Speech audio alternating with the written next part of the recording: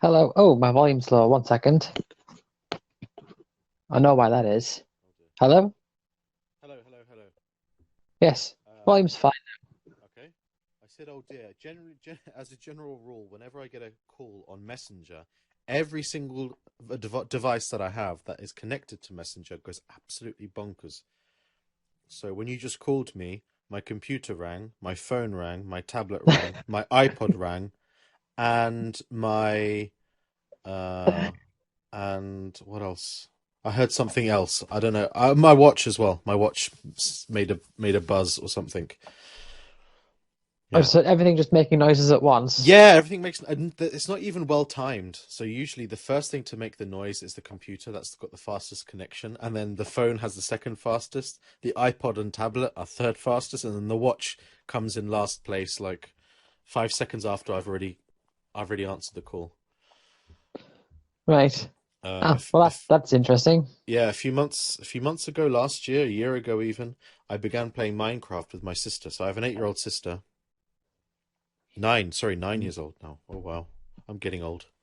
Uh, um, and we play Minecraft together if, once in a while. Nowadays, it's even rarer. I think she's gotten bored of the normal game mode where you're just walking around building and looking at stuff. She likes more, I don't know, competitive Minecraft. If there is, yeah, there is. Minecraft can get very competitive, but she likes going on like fancy servers. And whenever she asks me nowadays, she doesn't want to play normally. But before, I rented a server for us to play on, so we can play together. I even got her best friend a copy of Minecraft as well, so that they could play together.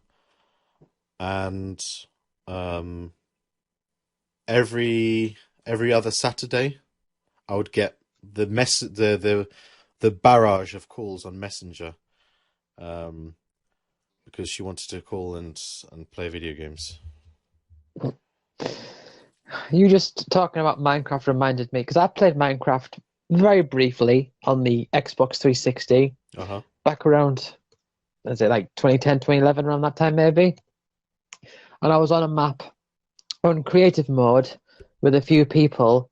And what we did was we said, right, we all go to our own like little corner and just start building stuff. And then once we're done, we can finally like go away and like, just see what everyone else has done. Hmm. So I built two things. One thing I built, well, the first thing I built was I called it the Vel Olympics, where you had this crystal palace and then this path in the sky with like little gaps in the path. So you had to like jump across. So we Hmm. went to like regular, like just regular mud for that. And at the end, there was like a sign that said "Step forward to claim your prize," and it just sent you into a pit of lava. Okay. And the other thing I built was just this. Oh, I've got a, I've got a picture of it somewhere, like this giant satanic podium that just said "repent" on it, or something like that. Oh wow. That's Yeah, bold. yeah, yeah. I've got it saved somewhere. I will have to see if I can find it Hmm. and send you it. Maybe do like what I did last time and put the picture up on the Yeah, you could do. on the video. Yeah. So, what have you been up to lately? Yeah, work. I'll be changing my work soon, so that's going to be interesting. From September, I'll be doing something else. Right. It's a little bit scary, a little bit. It's a little bit. Yeah, no, it's going to be different though. It's going to be interesting. Adventurous? Yeah, adventurous, I suppose so. Right. Well, I'll look for this.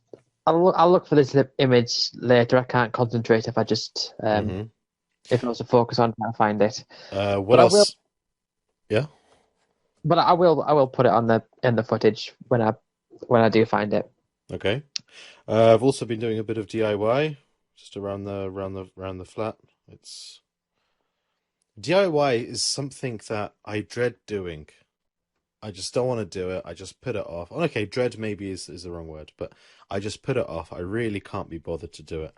But then once I get round to doing it, it's loads of fun, and I just don't stop. So, if my DIY project is to um I don't know. The DIY project is to route a cable somewhere. Let's say I do what I'm supposed to do, and then while I've got the hammer out, I just think, ah, let's do everything, and then I just spend 3 hours. I spend 3 hours on it instead of just 10 minutes. Because you get over enthusiastic, you start thinking of like lots of things like, oh, I should do this, I should do that. Yeah, exactly. That's it. Yeah. So I imagine. How are you with DIY? Do you enjoy it? I haven't really done much. I mean, the most I've done is basically there was when I was younger in my teens, I remember I got like a shelf. I've still got it. I still use it. But I got like this shelf. It's a very strange looking shelf. But my mum was saying like, "Oh, I'll do it with you. Just wait till I finish this phone call." And I'm there thinking, "Well, this could be ages." So I just went ahead and did it. Right? I was Hmm. like, "Oh no, I've done it," and she was surprised. She was like, "Oh, you managed to do it by yourself." I can't remember how old I was. I would have been like in my mid early teens, I'm guessing. But then after that, there was a while where it was just a case of, "Oh, you're good at building things. You can do this." Yeah, okay. It's like that thing where you say like, "Oh yeah, I'm good at computers," and then you get every question asked, Hmm. that sort of deal. But I've not done anything like major. It's a sort of thing where I think it would be good to have the skills, but I haven't actually done anything like that, Hmm. really. So Yeah, something that I've kind of okay, I can tell you about something really funny that's happened recently. I've made a friend. right. That in itself isn't particularly funny, but this friend is just incredible. So a little while ago, I our tumble dryer broke, and I have no idea Right. how to fix tumble dryers. I don't know how they work. I know that something turns, and that was about it. And then I asked my brother what he thinks because he's good at fixing anything. I don't know, he just uses his brain, whereas I tend not to. Um, and he said, "Yeah, just unscrew everything, and then show me, and then we can talk. I'll talk you through it." But I really couldn't be bothered, so I asked somebody to come and fix it for us. So we paid a gentleman.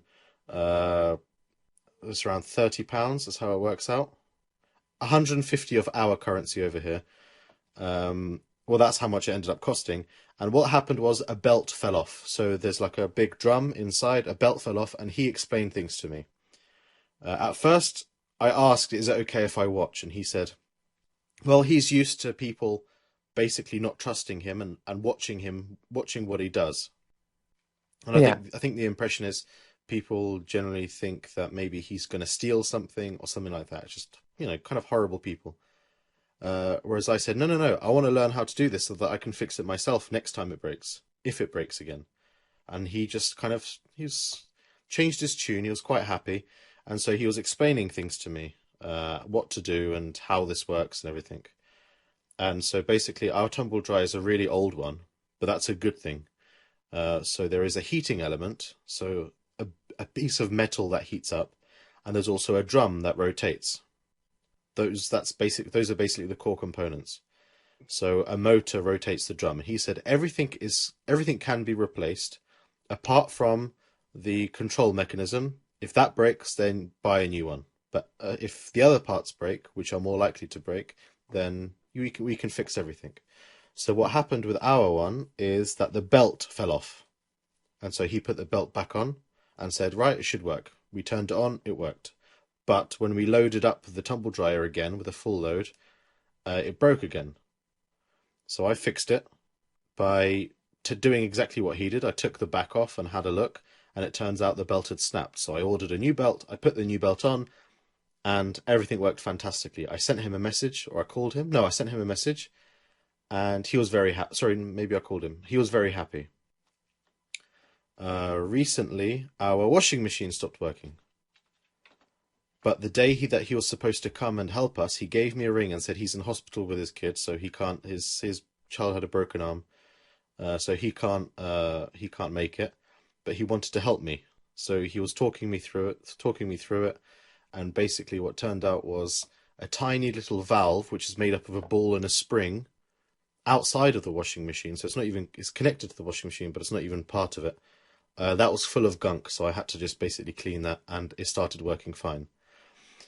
And ever since these two kinds of interactions with this person, it seems to be that he's really taken a shining to me. And so I feel like I've made a new friend, and I'm really happy about it.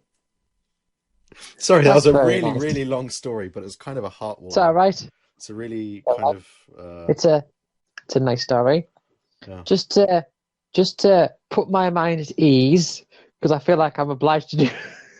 It sounds like I don't trust you, but just to put my mind at ease, there are softwares running fine. The lines are all moving. Yes, I'm actually yeah, I'm looking at them. Yeah, Right, everything good. works. Yeah, yeah. It's just since that one time, it's like Hmm. I'm thinking to myself like I don't want this to just like be gone. Yes. Yeah, yeah, everything's recording.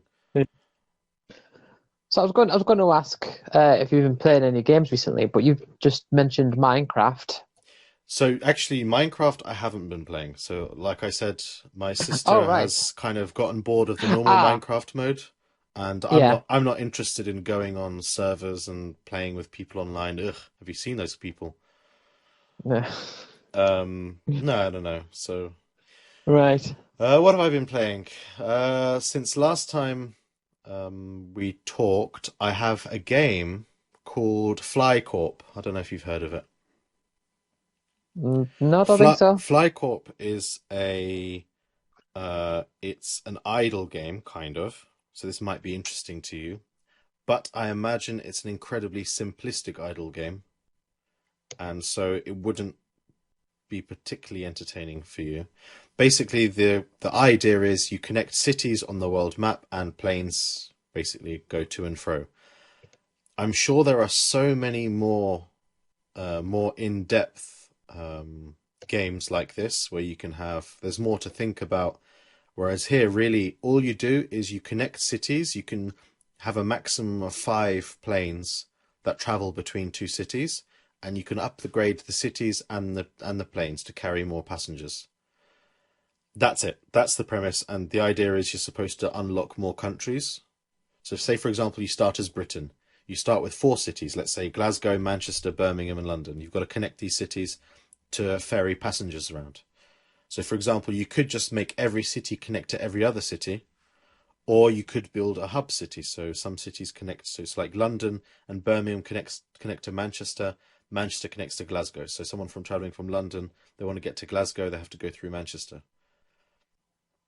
So I I was playing that on my tablet in bed when I was ill, when I was sick a few weeks ago, and I had fun. But the tablet version has microtransactions, and they kind of No. yeah, Yeah. it's actually not so bad, but I get the impression that you earn money slightly slower on the tablet version because there are microtransactions and because you can watch ads to get more money and things like that. And I just found that a bit sickening. So I actually bought it on Steam. So I have the Steam version. The Steam version has none of that nonsense. Um, but yeah, so I have it in the background. I don't have it in the background right now, but I think uh I have it in the background, and maybe sometimes when I've got to do some work on the computer or do something boring that requires my attention, but I can save like 10 seconds every other minute to click on this game and do something, then it's a fun thing to have in the background.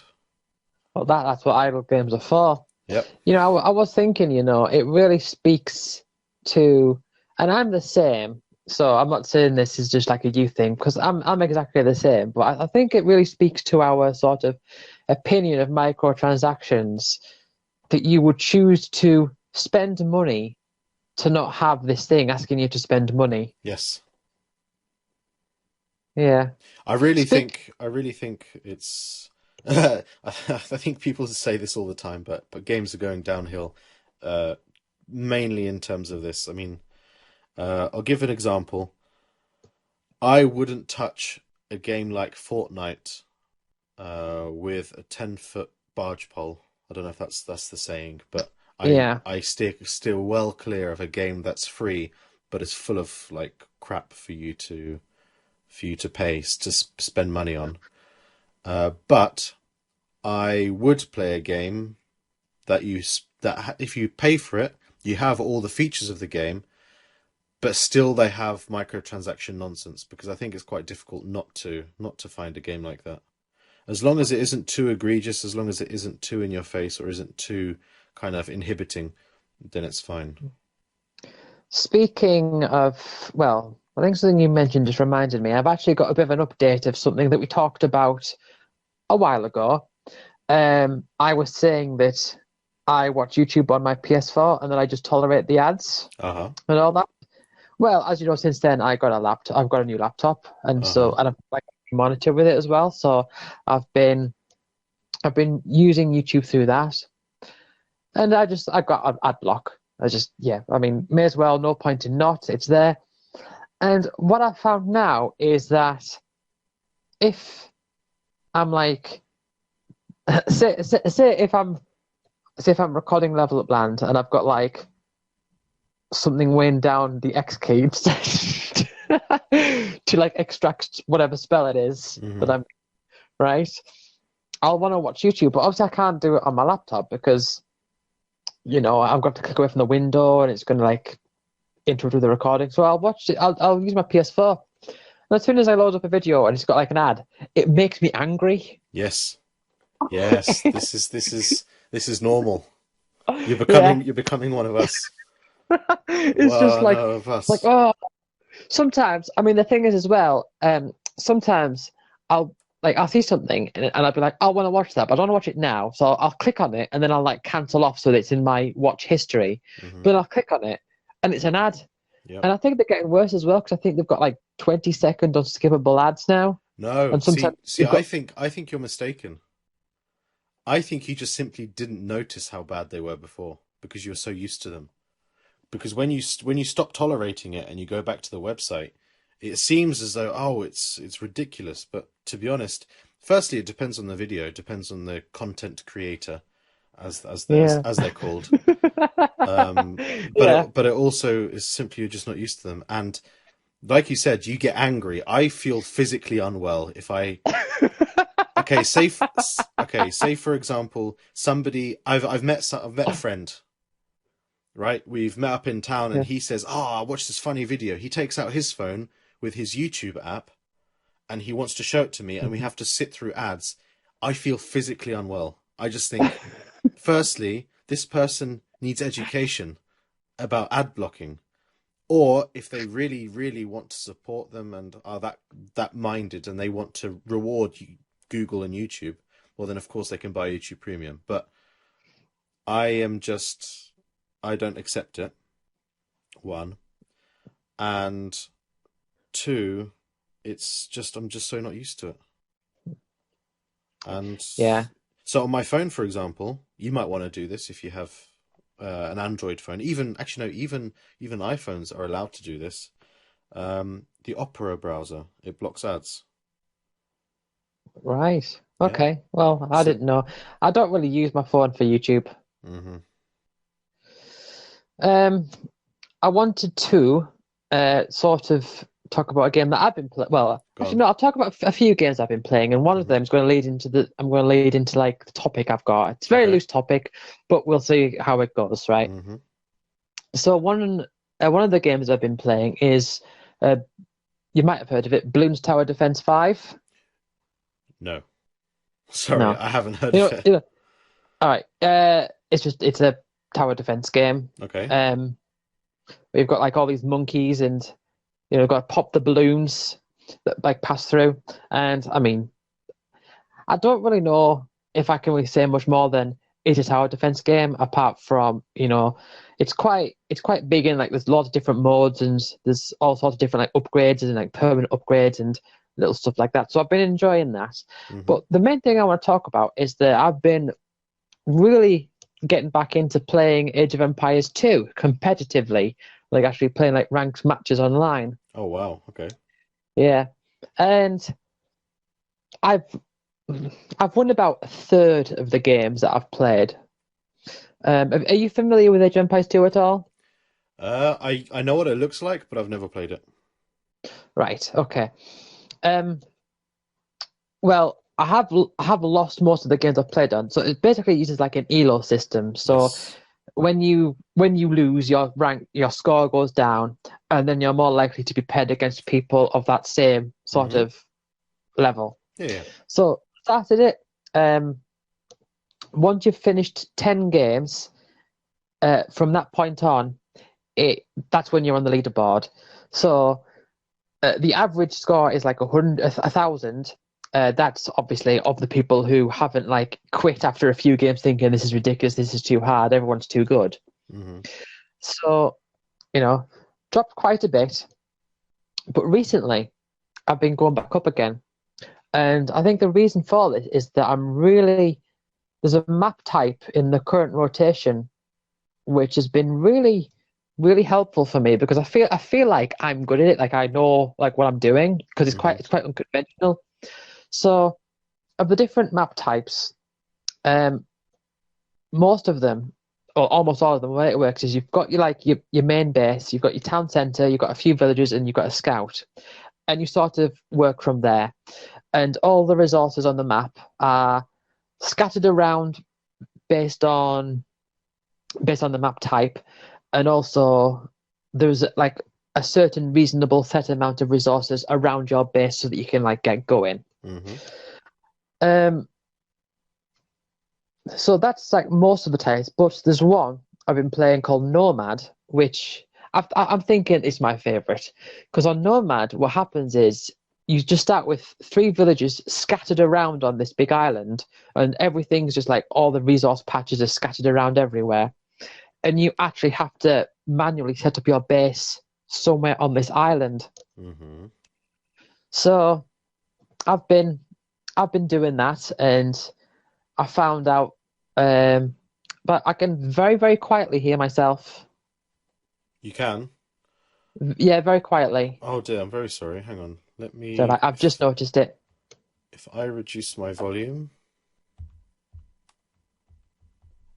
Okay. Right. And now? Okay.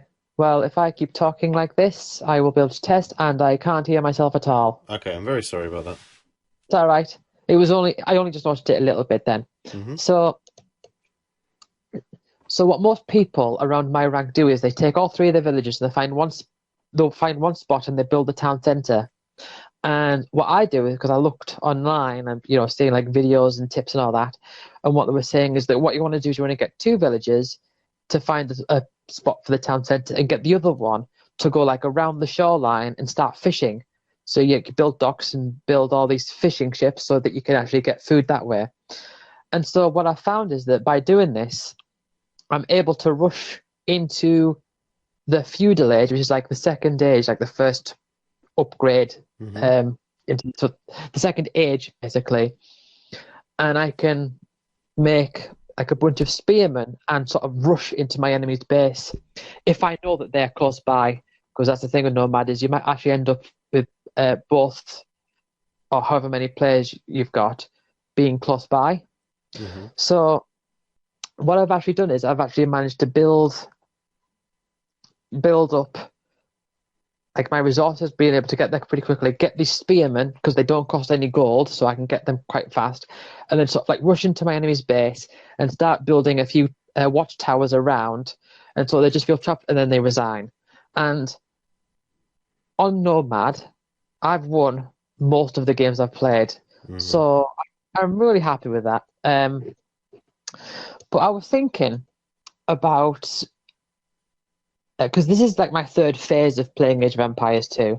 First one was back when I was at school and I was like playing with friends and we were all terrible. And I look back now and I'm thinking, yeah, that's what like noobs do, all those things that we did then. And then the second one was in 2013. I got the HD edition, and I'd play with like a friend online who was way better than me, but I managed to beat him once, and it was like the proudest moment in my life ever. And I'd also play some games with my brother. Now, I was thinking, my brother, he'd always play as the Huns. Now, because the thing with the Huns is that they don't have to build houses. Every other civilization in the game, they have to build houses in order to be able to like increase their population limit. But Huns, they can just have them as up to like the max without building any houses. Mm-hmm. And also, he'd refuse to play on any map with water. So like if it involves boats or ships or anything like that, I'm not playing it. Now, in my mind, I'm thinking, well, the game's set up so that you can choose like what types of games you play, like what maps you play and everything.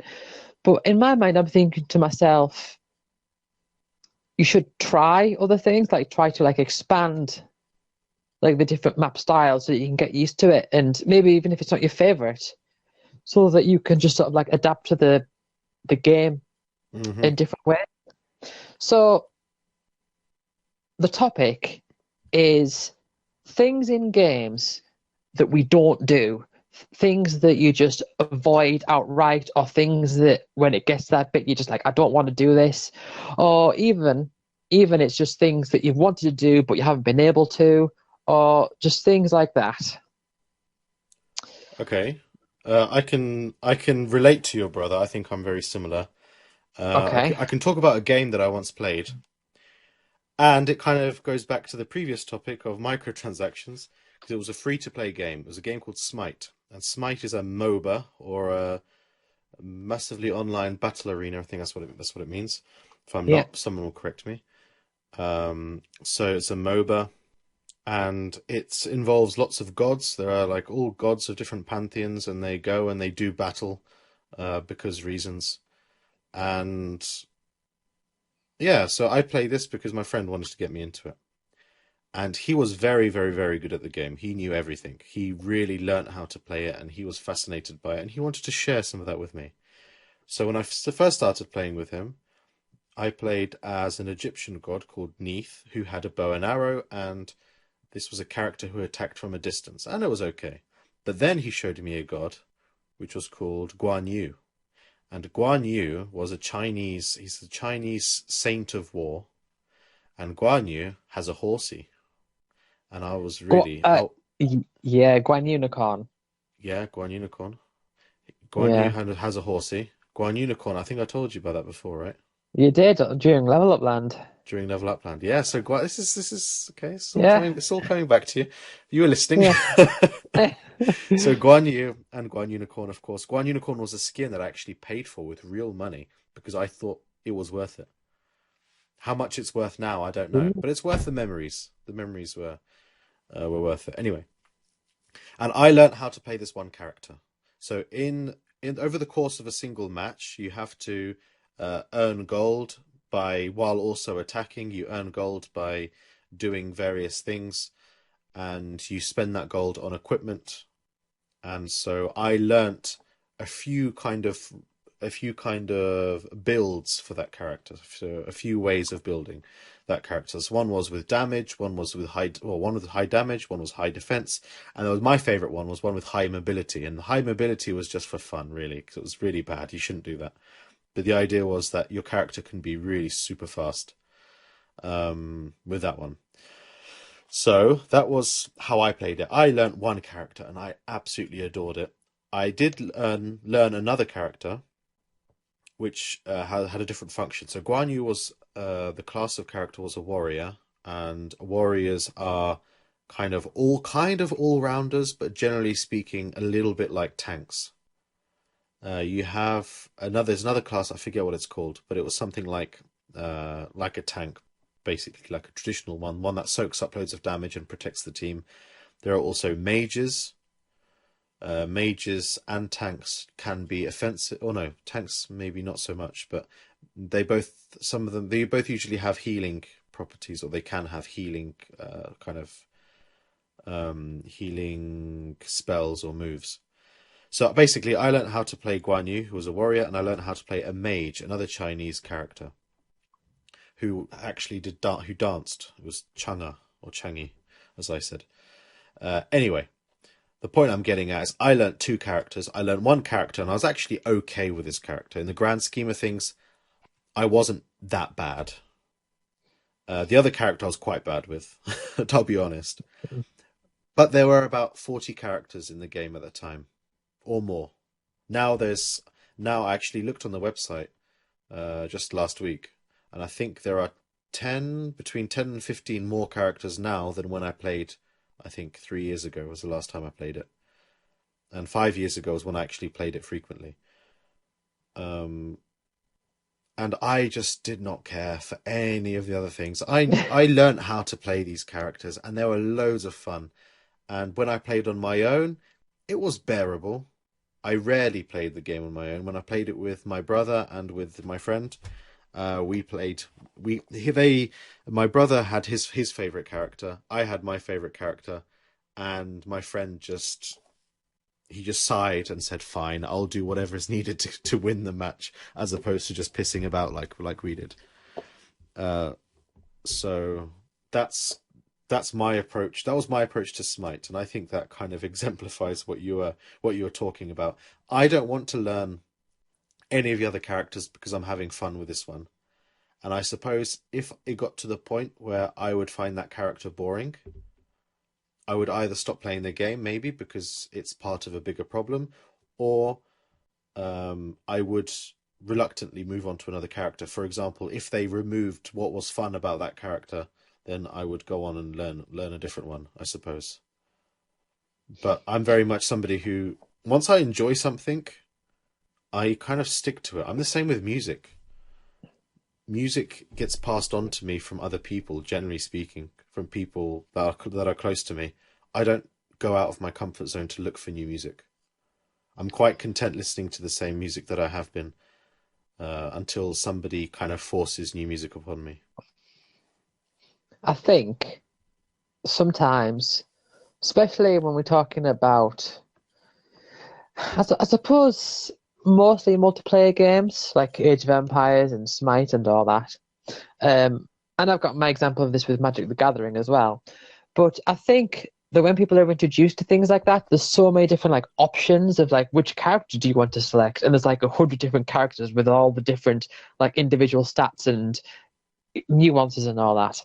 I think what tends to happen is people tend to try something, think this is cool, and then they sort of their imagination just runs wild. So like just for like that particular option.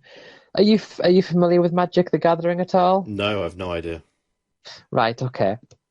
So in Magic, there's 5 different like colors of mana. So you can base your deck around one or more or however many of these colors. So because like each card requires different colors of mana to be able to do whatever it is that they do.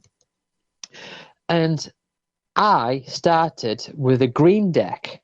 Now, green focuses a lot on ramping. Well, one of the things that green focuses on is ramping up mana, so you actually get mana faster, so you can like cast bigger spells. And I remember the first deck I had. I'll always remember this. There's a creature in that deck called Elvish Mystic. Now it's a very, very basic. It's like a common card. Oh, did I just click something? Hello, can you hear me all right? Yes, I can. Yeah, sorry, I thought I just clicked something by mistake. Anyway, so I had this green deck and I had this common creature called Elvish Mystic. And basically, so it cost 1 green mana to use, and the Elvish Mystic had an ability where every turn you could get an extra green mana out of it. And to me, that was like amazing. Like, oh, I can get more mana. I can be on my second turn and have 3 mana, whereas they've only got 2 on their second turn, so I can cast bigger spells and do all this. And to me, that was like amazing. That was the like epitome of power. Mm-hmm. And so I just sort of like stuck with green for a while. And like I know somebody else who also started with green, and his first deck was based on Hydras. And the way that Hydras tend to work is that there's lots of like multipliers. So you can shoot. So, for example, you might have one where its power is multiplied by how many other creatures you've got, or you can spend more mana to cast it, and that multiplies like another effect it's got. Just lots of like things multiplying. And he was just like, I'm going to get all these big hydras, I'm going to like multiply all these effects and then multiply this and everything's going to be huge. And I know someone else who started with a red deck, and that is one of the things that red specializes in is just direct dealing damage. So start off, just I'm going to use however many red mana and just do this spell, which is just going to do like damage to you or damage to your creature, just straight away damage. Mm-hmm. And so for all three of these examples, myself and these two other people, we were just like introduced to like a concept at the start, Mm-hmm. and then we were just fascinated by that concept for a while. Yeah, and you were just content with it. You were happy to stick with it. Yeah, I think it's because in my mind it was like, well, this is obviously the best. Like, why would I want to play red and do more damage, or play blue and draw more cards when I can just play green and get loads more mana? Yeah. It was just, I just took for granted that it was an amazing thing, even though it wasn't an amazing thing. It was just a play style, a type of deck. Mm-hmm.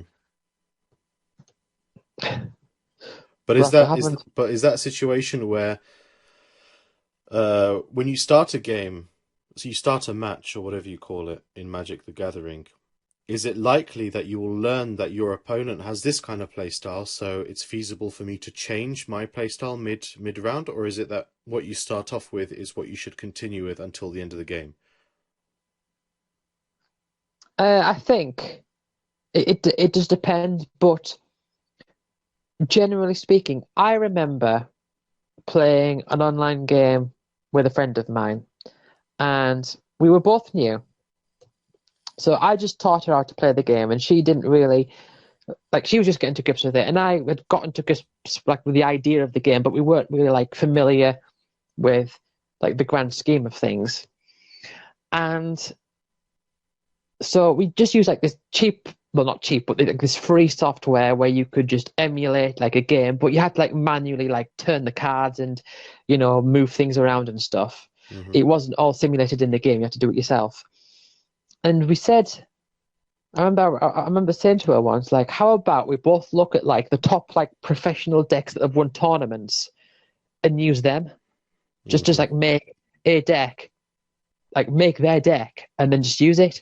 And we played a game with it, and it was crazy because we'd have like these cards where it was like, oh, I've got this card with 3 different options for me to choose from, and then I choose one, and then she'd be like responding to that with another card with like 4 different options or using 4 different ways, and then I'd respond to that just like in one, like not even in one turn, in just like one like interaction.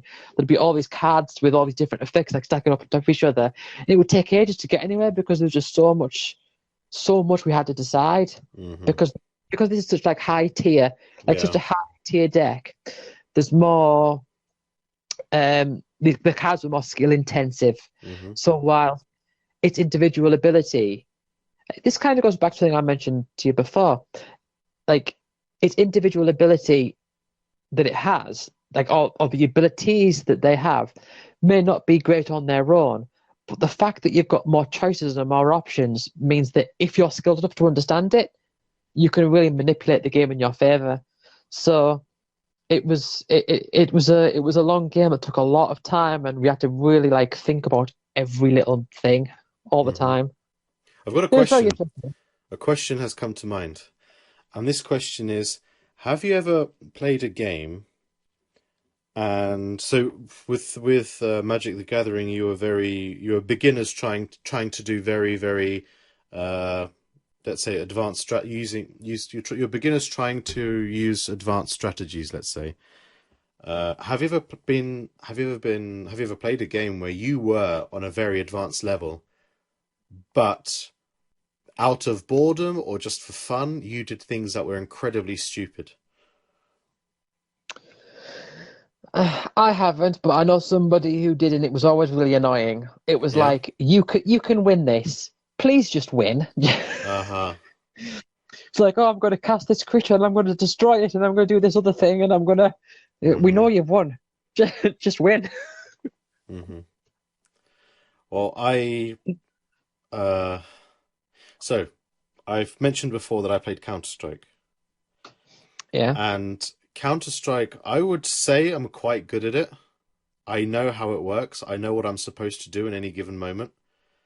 And if I play for an extended period of time, say for example, I play every day for 2 weeks, I would mechanically return to how good I was when I played it very frequently, and so I would do very well, and I'd probably up until a point. I wouldn't say I win matches because it depends on who you play with. Because it's not just 1 versus 1; it's 5 versus 5. So I'd be dependent on my teammates. But generally speaking, I'll hold my own every single game. Um, Now the thing is though, I stopped caring. So I remember I Yeah, played Counter-Strike and I was quite into it. I was quite interested in it. From let's say in 2015 and 2016, I was really interested. And then it was actually after I moved to Poland for the first time and I had a bad internet connection, I felt that there's no point trying because if I start lagging, then what good will it do? Being very good, having a very good score for half of the game. If for the second half of the game you can't do anything, so you lose. Anyway, so I think in around 2017, I stopped caring, completely stopped caring, and I've got to the point now where every now and again, either my brother or one of my friends would ask me to play, and I'll play, and it's kind of okay. So something that we do to have fun. Fortunately, my brother is somebody who takes things lightly as well. He doesn't really care too much. Uh, what we do when we play now, we only play one map. So let's say there are like 10 different maps that people play on that are populated, so that it's easy to find a game. Just on the base in the with the basic service, because there are third party services that you can use. Um, we just play on one map, and this one map is called Agency, and it's a hostage rescue. So there are two scenarios in Counter-Strike: bomb defusal. So one team wants to plant a bomb, the other team wants to defuse it. That's the scenario. That's the most popular one, and competitively, that's the one that makes most sense. Then hostage rescue is kind of like a fun mode. It's just it's nonsense. It's not that great for competitive play. In like the world of professional Counter Strike, hostage rescue isn't played.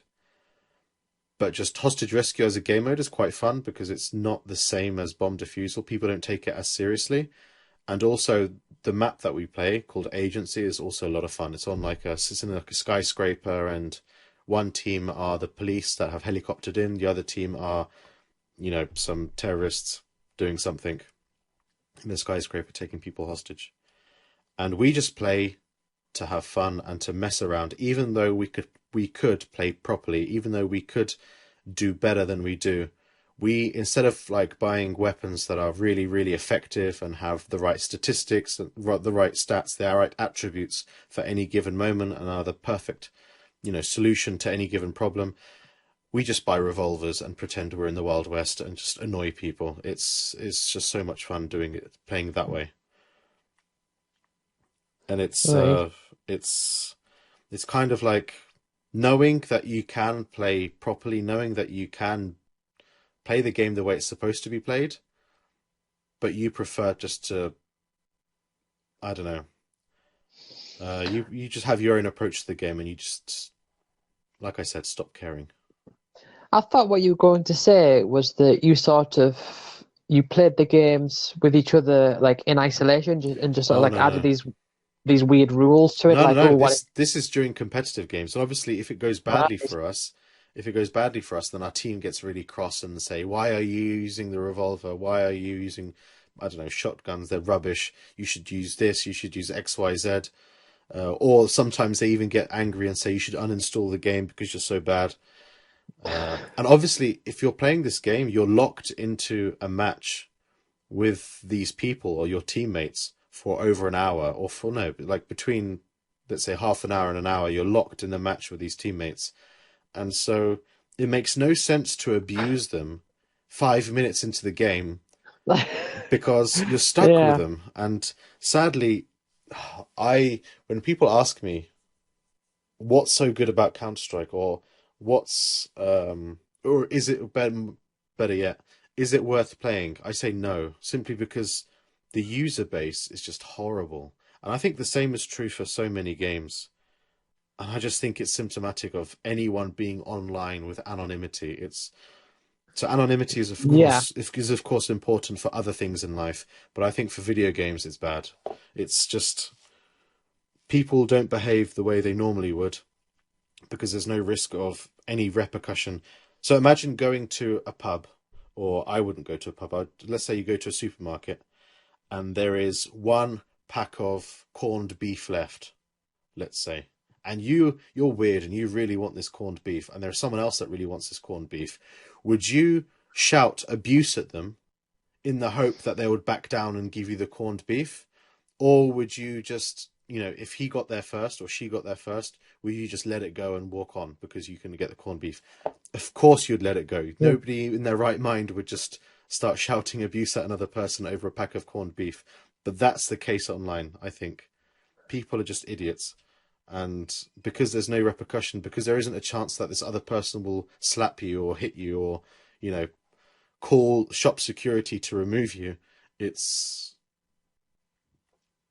like a free for all online. I suppose they're kind of joining in because it's like the Wild West, isn't it? So you've got your revolvers. They're shouting they're shouting abuse at people. Yeah. It just adds to the atmosphere. Yeah, I know, but I think so. There are two things. There are two things with CounterStrike. So this maybe get a little bit too serious, but there are two things with CounterStrike and other. I think Smite not so much. Overwatch I played for a little while back in 2017, and that was quite bad. Is that people are abusive, and they also seem to target. So if a player, they seem to target people, let's say weaknesses. So the most obvious one is if a player is bad.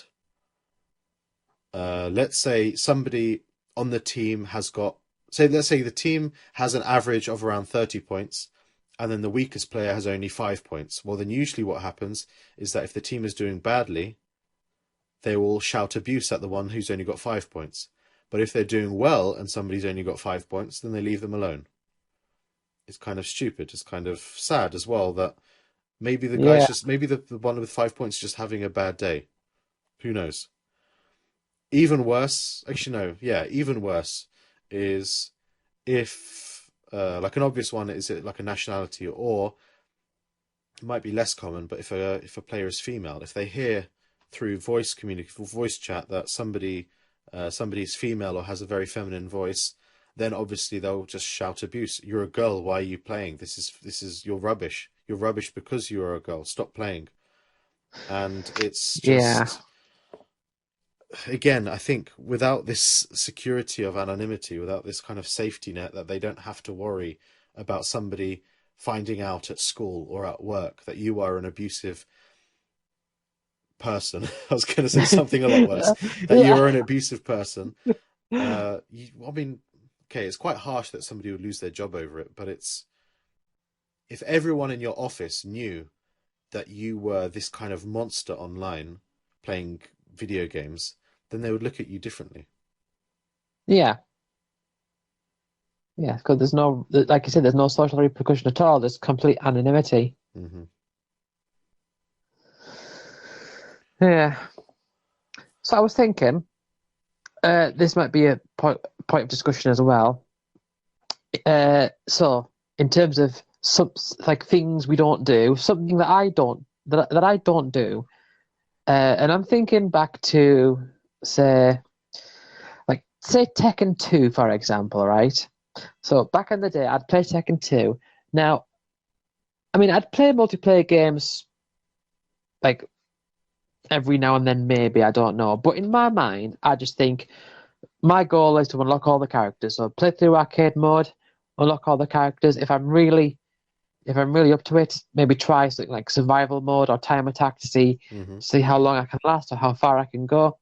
But in terms of like how my skills are put up against other people, like in a direct one-on-one combat, then I'm not really interested. It's like that's not something that like occurs to me. But then compare that to Age of Empires. Age of Empires does have like single-player campaigns, but to me that's not as interesting as playing against people online, like actual, competitive play. And I'm thinking, what is it necessarily about these two games where what I like to do in one game is totally different to what I like to do on the other game? Because I don't Hmm. know. It could be what goes on inside your head as opposed to what goes on in the game. So obviously these games are vastly different, but it just depends on how you enjoy them. If Tekken is like a personal experience where it could just be something as simple that the challenge in your mind is just to get all the characters, and anything beyond that isn't as interesting because you've already kind of that's what you perceive the game to be. I suppose so. Whereas I, with Age of Empires, um, you're not particularly interested in the offline mode. Have you played the offline mode a lot? Maybe you've completed everything. Maybe it's no longer challenging or it's no longer interesting for you. no, I've not played that much. But what I do find is that what really puts me off, what makes me, I, I suppose, what makes it difficult for me is that the story modes is that because they're different, like you've got a different setup, you've got like different events that trigger at certain points and different like objectives and goals. A lot of it really throws me off because I'm in the rhythm of, making sure that I'm sort of like in the rhythm of like how a multiplayer game goes because you've always got like that same like the way that the game starts and just general like rules of like collecting things and building stuff out. But when you've already got like a pre-built base and different things like different objectives that make other things happen, it's just sort of I don't know. It just throws me off, I guess. Hmm. That that might be what it is. Hmm. Well, the only kind of comparison I can think of is how I play FIFA compared to how some of my friends play FIFA. So FIFA football, obviously you're running around chasing the same ball, but I enjoy playing offline against a computer, where you're doing, let's say you're playing for the championship and you're team A and you want to get as many points as possible and you can lose games because your players are worse. So as a general rule, I like being the underdog and having a worse team and then playing against the computer and then finding at the end of the season how well I did and then having the funds to improve my team and so on. So that's basically the career mode. Mm. Whereas my friends enjoy going online, choosing the best team, and beating people online. And I just don't find that interesting. Okay, you've made me think there. Now, this is going way back, right? Uh, I have I have played probably more than two, but I have played and have been like consciously like aware of two football games in my life. Hmm. One of them being FIFA 98, Hmm. and the other one being Italia 90 on the Mega Drive. Nice. Right now, obviously, if you play Italia 90 now, and it's like just it's like a Mega Drive football game, so all the different like details and all those things are not going to be there. It's just going to be very simple. You go around, kick the ball. There'll probably be like glitches or like very specific ways of it being coded. So like if you kick from a certain angle, you're guaranteed a goal. Hmm. Whatever. I don't know. But what I do remember is that every team has their own stats. It's not divided up by players, it's divided up by teams. Hmm. And Brazil just had the best stats. Hmm. Now, I would play that game, and sometimes I'd play as England, sometimes I would play as Brazil because they're the best, but it never really occurred to me just to play as like Hungary or anything like that. Hmm. Do you know what I mean? It never crossed my mind. Hmm. So I suppose there's two ways to look at this scenario. One way is that choosing a team to play as is a part of the process of playing the game. That's Hmm. like the first step. But another way to look at it is that every team that you can play as is like its own separate playthrough. So it's like, Hmm. well, I could complete this game as Brazil, but now that I've done that, why don't I try completing it as Argentina or Romania or France Hmm. or whatever? But I don't know. It's just There's I another don't. game actually. Sorry, continue. Yeah, no. I was just going to repeat what I was saying there. Like, it's just some of those teams. It just would not have occurred to me to choose them. Well, I think I actually do this quite often. I would actively choose to be at a disadvantage for reasons. There is a game that I play quite frequently, not in terms of I play it 5 times a week, but I play it kind of once a year and for decades now, it seems. And that game is called Championship Rally Extreme. So, in a series of rally games made by one studio, I believe this is the game that came before a very, very successful one. So a very, very successful game that's played to this day and modded to this day is Richard Burns Rally. Championship Rally Extreme came out a year before, or like 6 months before, or 2 years before. I can't remember exactly. And the only reason I know about it is because when my dad bought a Windows XP computer back in 2004, I think, or 2003, I'm not entirely sure when. It was a Sony Vaio. It came with the computer. Or maybe maybe just the person selling it tried to, sell more things to him. Because my dad didn't know much about computers. But my dad, I think, went to the shop and just wanted the best computer he could buy because he didn't want to have to think about it later on. I think he did the same thing with the TV. When we bought a TV, he just bought the best one he could possibly get. In any case, we had Rally Championship Extreme, and we had actually a steering wheel with pedals as well. So it was that kind of level. But I don't think we ever got the pedals working. We always used the buttons for shifting gears on the steering wheel to accelerate and decelerate. In any case, back when I played that game on the computer as a kid, I played as the fastest cars just simply to beat all the other ones and have the fastest time. Whereas now, I think the last time I played it last year, I chose the worst car of the sensible cars, and I tried to complete the entire kind of championship, the season of rally racing. I think there are four. There are four. Oh no, sorry, there are 6 stages. No, sorry, 6 events. So six different countries you can compete in, or regions that you can compete in, with 4 events per region. So I completed all of that with a Scodia Felicia, which is the slowest car of the production cars. This year I started, but I haven't actually finished yet. I started playing with a Mini Cooper, with like with a 1960s Mini Cooper, and it is really slow. And I don't think I'll be able to win the entire thing, but that for me is fun. I really enjoy.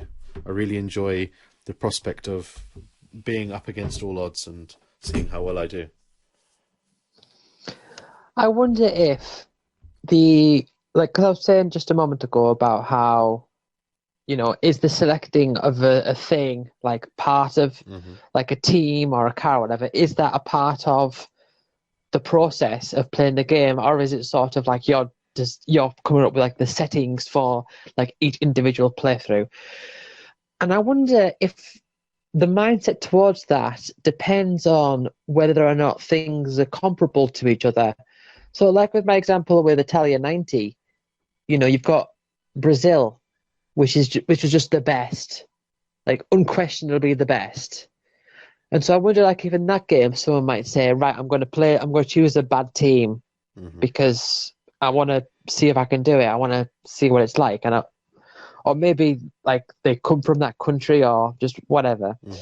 But I wonder, say if you've got something where the the options are comparable, but you've sort of come to a conclusion, if that affects how you approach that situation. Like, so for example, there's a PS1 game called Roll Cage, and it's a racing game.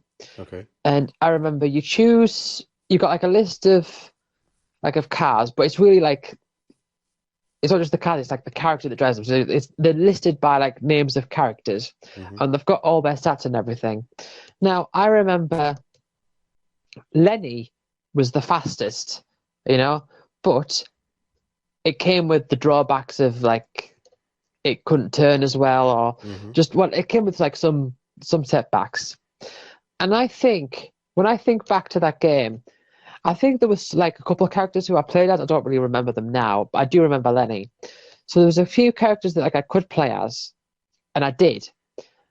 And in the case of Lenny, I didn't play as Lenny, but it was a case of I felt like the other characters were better, just overall stat wise. I Hmm. didn't know that for sure, but I'd come to that conclusion that Lenny was like not as good as these other characters that I selected.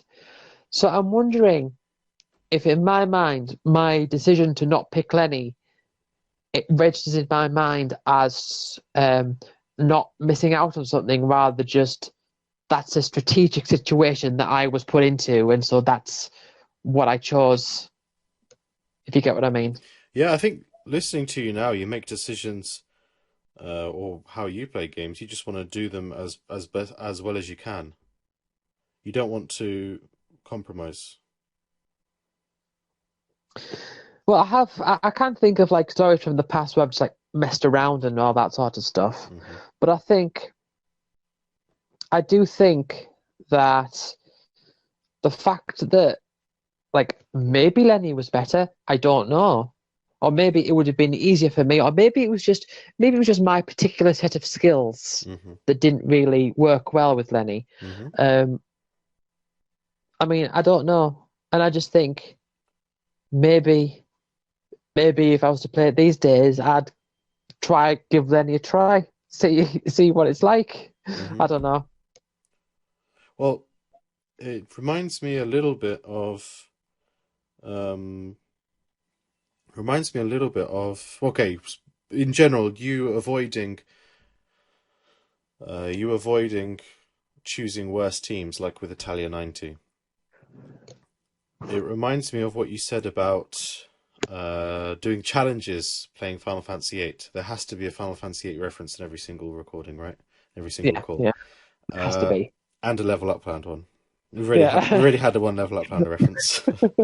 So yeah, when I told you that I was playing, this is 2 years ago or something. I told you that I was playing Final Fantasy VIII with no junctions at all, so I wouldn't use yeah. any junctions and see how far I could get. Your, I think your reaction, you weren't harsh about it. I don't think. I don't recall anyway. But you just wondered why. What was the point? Considering you can just play it normally and have fun. Uh, why would you not? Why would you choose to avoid basically half of the game, let's say half of the menuing that you could possibly do, or even most of the menuing that you could possibly do in Final Fantasy VIII, because that's all magic gone. You don't need to use any magic. That's all junctions got, as in all GF abilities gone, both active, both in battle and in menus. That's all gone. So what is the point really? But that's just it. Like my approach to games is it's interesting. It's kind of I'm challenging myself by restricting what I can do. And I Right, think it feels good because I feel in control. So if I do badly, I know that I did badly, partly because I'm bad, perhaps, but at least substantially, because of this limitation. I think I can also right, draw a comparison to playing CounterStrike and using the revolver. So on a very bad day, if I'm kind of feeling very sorry for myself, I'll play a game, and if I do play a game, I'll play a game and I'll do badly. But because I didn't play efficiently, because I didn't give myself all the tools to succeed, I can blame the tools and not blame my own performance. well, I think you might have got the wrong impression, because I I don't think that about challenge runs at all. I think they're interesting, and people Aha, like sorry. yeah, because like when people like I remember going on like on YouTube and stuff in the I'd say the late 2000s, maybe early 2010s, and there was quite like a scene of like people doing challenge runs of games. I remember one of the ones I remember seeing quite a bit of was Final Fantasy 12, no level up. So you Oh. can't level up at all. You see, you have to actually like go to a particular place to find like some like equipment that prevents experience Hmm. coming in. And so people would complete the game and they would maybe like defeat all the optional bosses and do everything with the characters on levels 1, 2, 2, 3, 3, and 3. And that's why Hmm. it was called the 1, 2, 2, 3, 3, 3 challenge. And I remember Hmm. seeing this quite a bit. Now I never did that. Um, but it's not something I would. It's not. I'm going to have a double negative here. It's not something that I would not be inclined to do. It's something that I would see, and it would be like, "Oh, that's interesting," because, like you say, you deny yourself like certain tools. Hmm. So I don't know. Like in a way, I suppose it sort of appeals to me in the way that it's a greater accomplishment. Hmm. If you get what I mean? So I think it's fundamentally what you're doing is changing the game, Yeah, and that can be a very good thing. That can be a very bad thing, depending on your perspective. If you, let's say, I create a game, let's say, I remake Final Fantasy VIII, but worse, and I give it to somebody to play, and they find out that because I'm an idiot and I don't know how to program and I don't know how to maths, they realize that junctioning is completely pointless because they just sit and grind to level 100 in the first, let's say, hour of the game in Balam area, then it's very yeah, easy because I programmed the junctioning wrong. Then I would be really angry because I thought, no, you should be playing like this I intended. And if you play it like I intended, then it kind of reflects the original game as opposed to just butchering what I've accomplished. But in their yeah. mind, they're just playing in the way that makes sense. Yeah, well, that's the thing. You can't have a go at people for playing a game wrong if they're, because like the correct way to play a game is just like as you experience it. Like the idea of having puzzles or strategies and stuff Hmm. is that you can do things that are bad or different or just, there needs to be that option. Again, level up land reference, we have to have it. I remember, like, when you were playing Level Up Land, I remember you were saying, like, that I would be, like, going mad, like, oh, why haven't you found this? Hmm. Why aren't you doing this? Why aren't you doing that? But that's not the case at all. It's like, I want to see, like, the whole point is I want variety. I want people to, like, discover things at different rates. Hmm. I want somebody, if one person can go and straight and then get, like, straight away, just get, like, an enhance and being lucky and like, so that straight away. And then there's somebody else who, like, stumbles across something else in some other place. That to me is the point of the game, that Hmm. people find things in a different order. I think the thing is with the no junction thing with Final Fantasy VIII is that particular challenge run is one that I, f- I would I would imagine it wouldn't be very enjoyable. Mm, it's okay. So I got to disc 2 at the missile base. I got to the missile base in disc 2. No, sorry. Okay, okay. I got to the missile base on disc 2 just playing the game.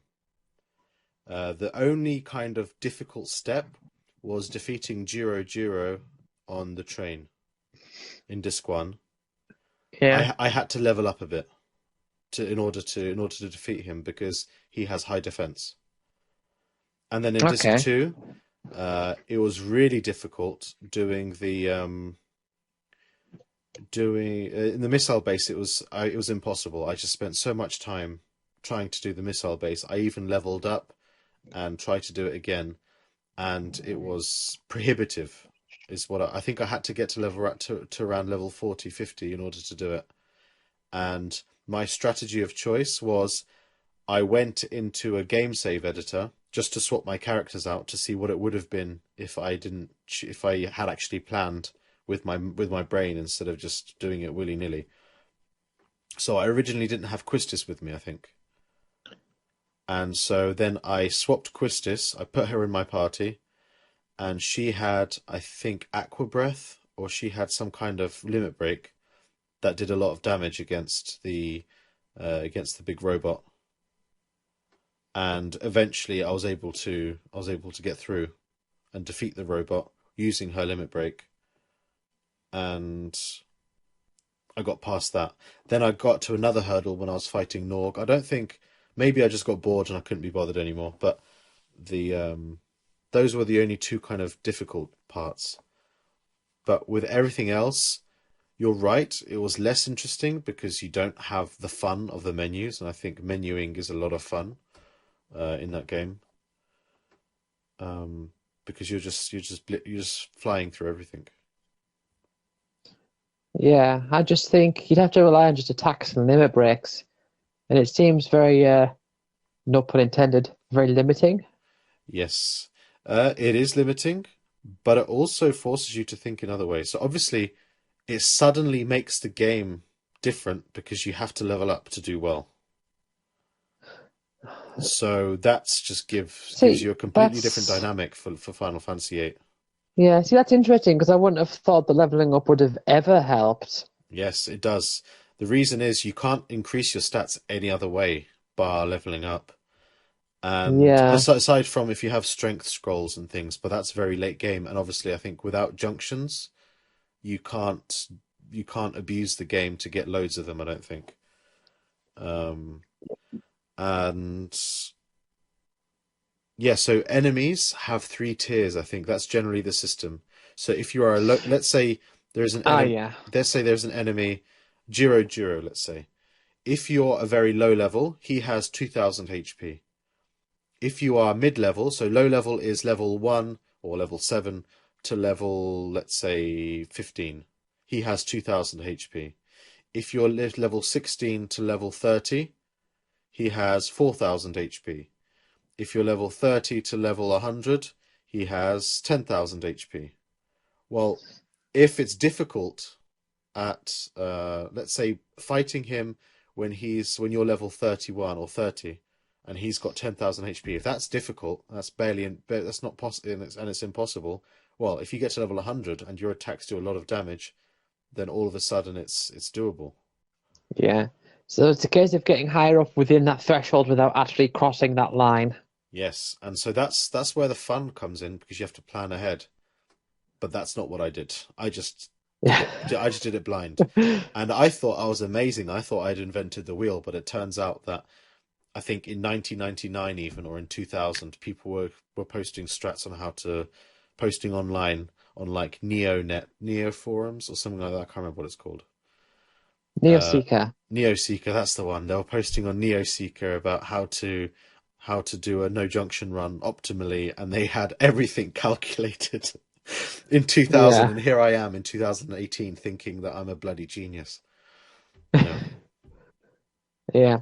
It's amazing, like when you deal with the specifics of a game. Like when I think of like my early memories of discovering Final Fantasy VIII and all that, I think of just the fact of like just being overwhelmed, like, oh, this game's amazing, oh wow, and then thinking about like GFs and like coming to grasps with the way that you junction things and the ability on the GFs and all that. But I it wouldn't have passed my mind to think like, oh, Quetzalcoatl has this particular ability and Shiva has this particular ability and then this particular ability. I don't think I would have even noticed Hmm. Yeah. because you get so overwhelmed with how great. Well, you remember this is my 11-year-old impressionable brain and my 12-year-old impressionable brain Hmm. when I got the game for myself. Um, you get caught up in the whole grand scheme of things that you don't notice, like the Hmm. little things. Yeah. Should we? Do you have anything else you wanted to bring up? Because I've noticed that we're nearing the end. You said you'd be free Yeah, until. well, I'd say we can go for like another 10 minutes or so, Okay, so do but you have we any? can sort of wrap it up. I'm not actually sure. Um, Well, do you have any I ideas for how to wrap it up? Do you have any closing comments or questions? No, not really. I mean, I can only the thing is, I can think of a few like little things about like on the topic. Like I'm Hmm. thinking, for example, whoa, Sonic the Hedgehog. When I played that as a kid, I tried to get all the Chaos Emeralds. But if I was to play it now, which I wouldn't really, but if I was just randomly play it now, I wouldn't bother. Hmm. Just things like that. But then I'm thinking, that's not really interesting. That's just sort of like an example of the thing Hmm. we've been talking about. But the conversation can't really like go anywhere from there. Hmm. So I don't know. Do you have anything to add? Uh, I don't know. I think when you first mentioned, do you avoid certain things in video games? The first thing I jumped to was Smite and just reluctantly just avoiding things because I thought, oh, I can't be bothered. This is too much. I don't want to think. I don't want to learn. I just want to play. But really, Yeah. in other examples, it's the opposite. It's because I've my experience with a certain game has been just completely saturated. Let's say Final Fantasy VIII. My experience with it has been completely saturated that I'm trying to find new ways of enjoying it, and Yeah. I think that's quite interesting. So there are I think maybe there are multiple ways of approaching the question, and I think personally I've experienced well these two ways of one avoiding parts of a game because I just can't be bothered.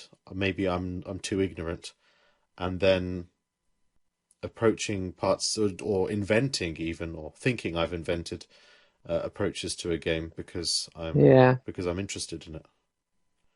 Well, I was thinking like, okay, I suppose jumps outside of the realms of things I don't necessarily do, but things into the realm of like what things do other people do? Because I was thinking like, as you probably know, Tomb Raider 2 is a game in very high regards to me. I think it's a Hmm. brilliant game, right? Now I've completed that game a few times. Um, I've never managed to collect all the secrets. I've managed to get most of them a few times. I've never collected all of them. But then I'm thinking, you get these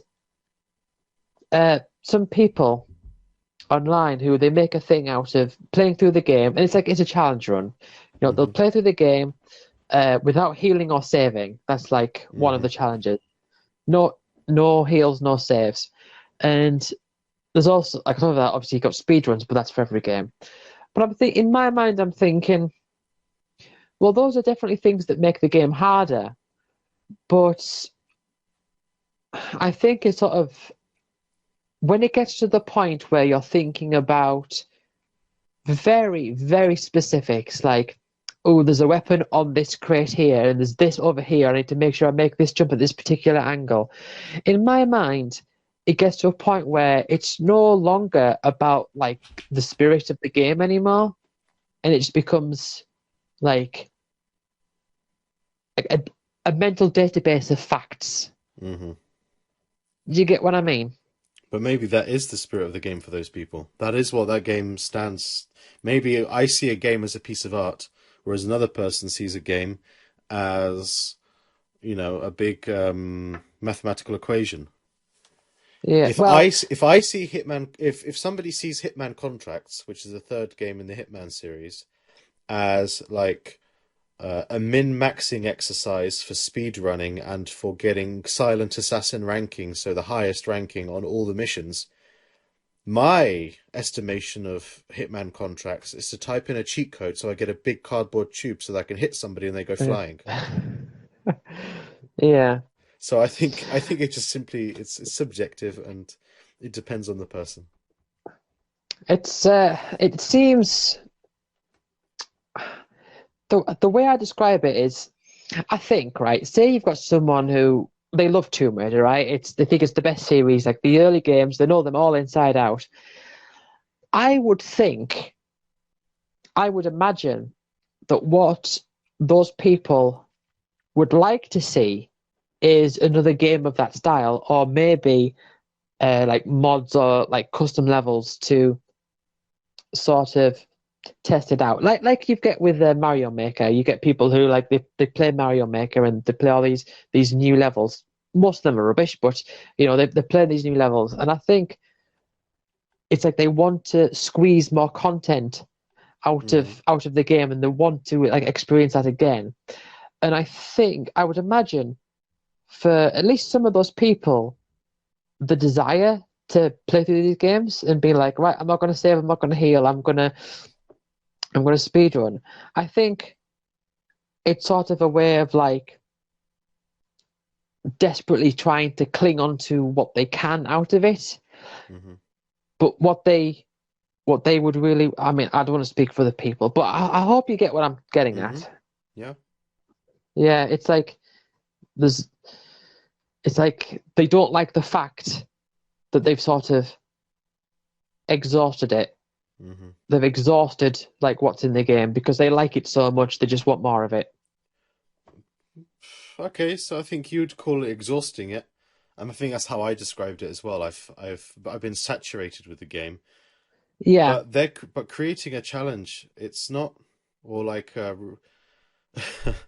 stopping yourself from using something in the game or doing something in the game. Well, It's just, it's like a new possibility. I think it does vary. I think if I think there's some cases where it's like like Final Fantasy VIII, right?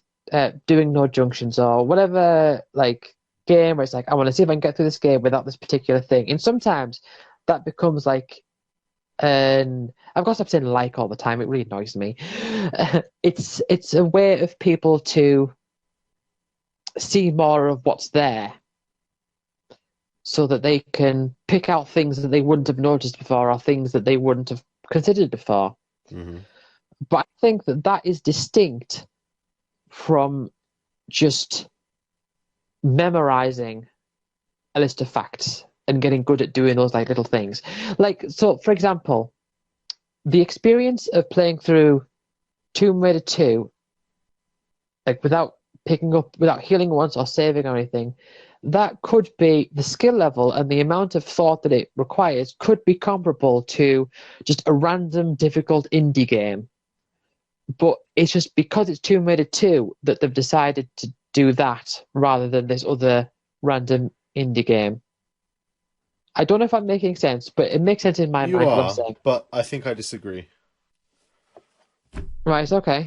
So what do you think? Okay, this will be my kind of final idea or example to Right. see if I can get you around to thinking my way. Uh, what if somebody played Pokemon Yellow blindfolded?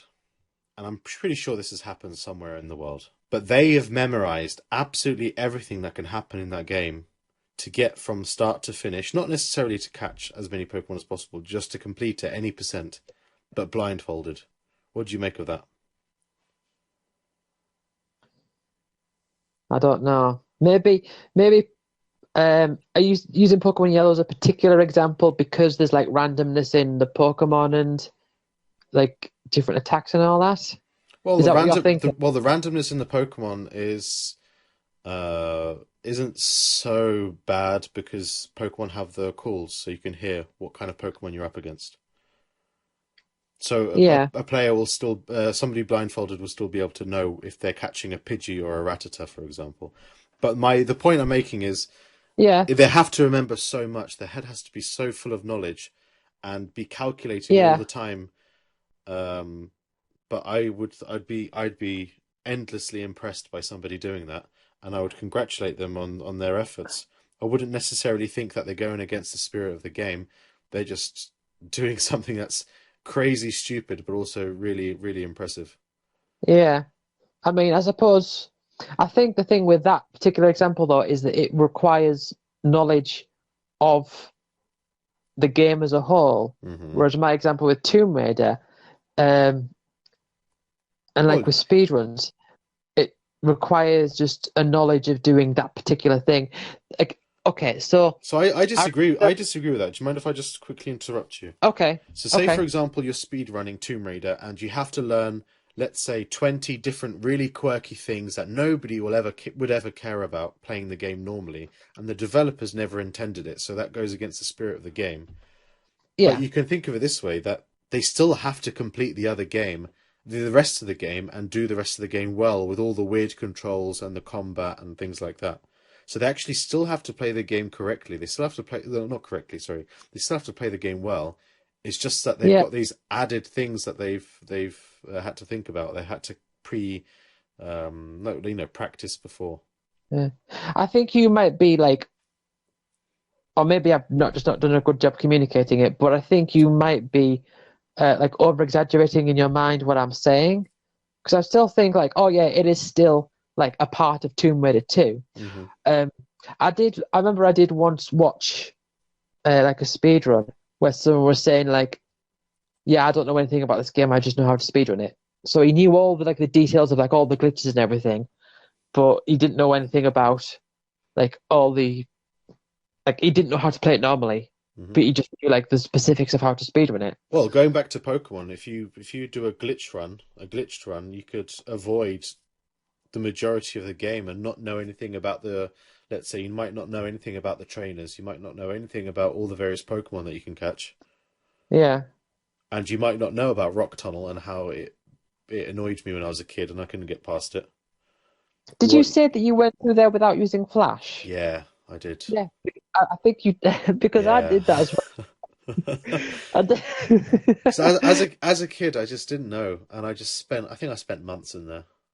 Yeah, I didn't know either. I remember it took a while, and I remember being like relieved when I got out, but I didn't know about Flash at all. Hmm. Yeah. No, well, the thing is though, I think I don't know. I mean, I think it's fine. I don't think it's a problem. I think, if you're going to play through a Tomb Raider game and you're going to do this speed run or do like this particular challenge, and it gets to the point where where things are like very like routine. I think I don't know.